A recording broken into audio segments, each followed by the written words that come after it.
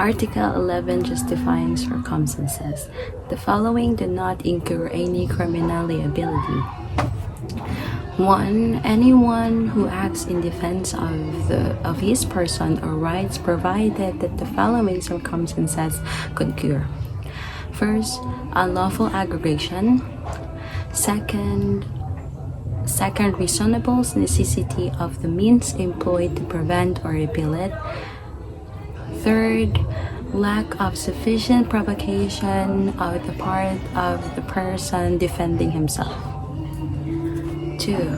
Anyone who acts in defense of the person or rights of his spouse, ascendants, descendants, or legitimate, natural, or adopted brothers or sisters, or of his relative by affinity in the same degrees, and those by consanguinity within the fourth civil degree, provided that the first and the second requisite prescribed in the next preceding circumstances are present, and the further requisites in the case of the provocation was given by the person attacked, that the one making defense has no part therein.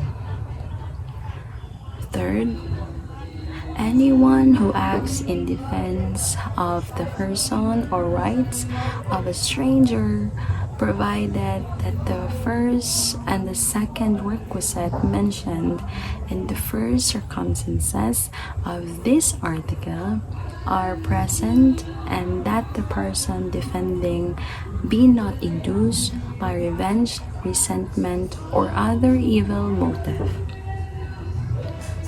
4.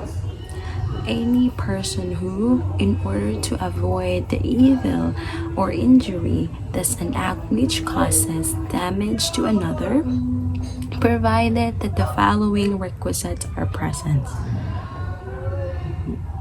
1.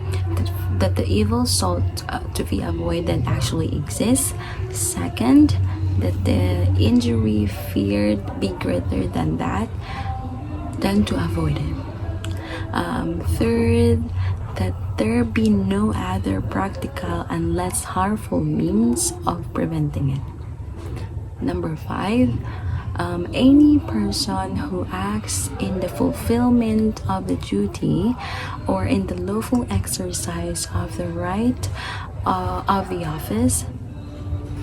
6. Any person who acts in obedience to an order issued by the superior for some lawful purposes.